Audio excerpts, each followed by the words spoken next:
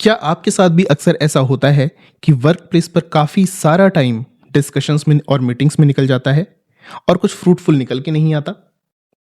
जब आप किसी ग्रुप के साथ काम कर रहे होते हैं तो डिस्कशन से ज़्यादा कैसे हासिल किया जाए, ये हर एक लीडर के लिए ज़रूरी क्वेश्चन होता है।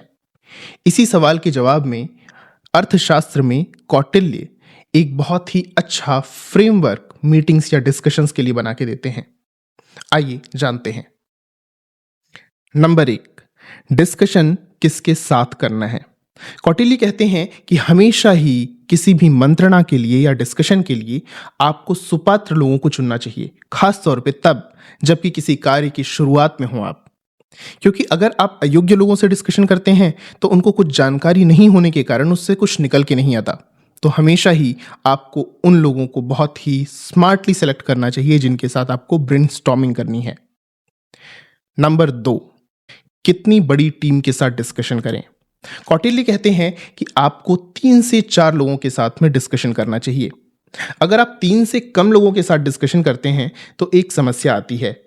बेस्ट वे तो ये होगा कि 1-on-1 आप अलग अलग लोगों के साथ डिस्कशन कर पाएं, पर इसमें बहुत ज्यादा टाइम लग जाता है।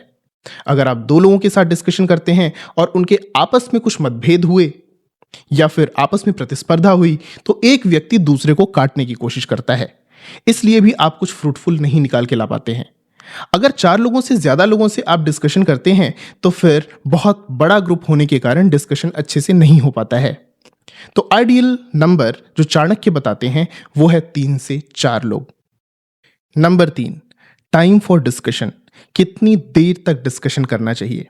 चाणक्य कहते हैं कोई भी डिस्कशन बहुत लंबा नहीं करना चाहिए, अदरवाइज उसमें से आप कुछ एक्शनेबल नहीं निकाल पाते हैं। जल्दी से जल्दी डिस्कशन को खत्म करें और जो एक्शनेबल हैं उन पे काम करने के लिए आगे बढ़ चलें। इस डिस्कशन को टाइमली मैनर में खत्म करने के लिए एक एजेंडा काफी हेल्पफुल होता है। तो हमेशा ही जब भी आप किसी मीटिंग में जाएं एक एजेंडा के साथ जाएं।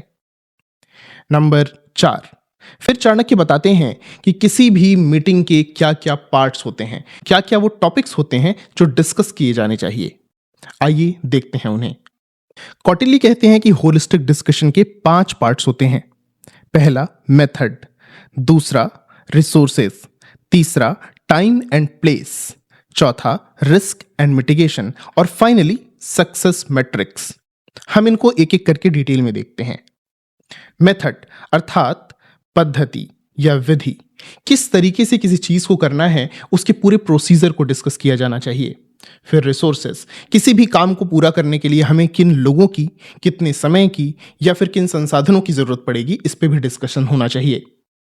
तीसरी चीज जो चाणक्य बताते हैं वो है टाइम एंड प्लेस, कितने समय में उस कार्य को पूरा किया जाना है और किस जगह पर उस कार्य को करना है, ये भी डिस्कशन का पॉइंट होना चाहिए।